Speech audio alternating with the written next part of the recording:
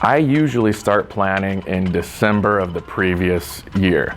That's when I'll start listening to music, listening to our staff, just get some ideas and thoughts from them on a production or a direction they'd like to go, and then ultimately I make the final decision. Usually by February, we've made our final decision and know what we're doing in the fall.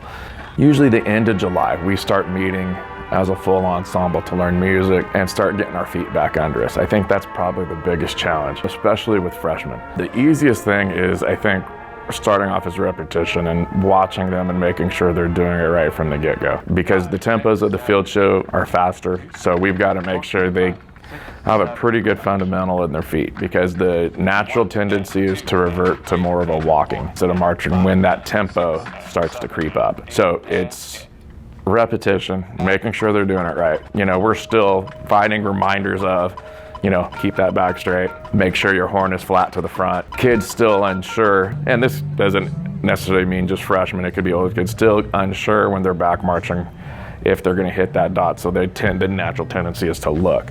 So breaking all of those little habits that would creep up, that's one of the challenges there. And the other challenge is if they're just getting that fine motor skill coordination with their bodies.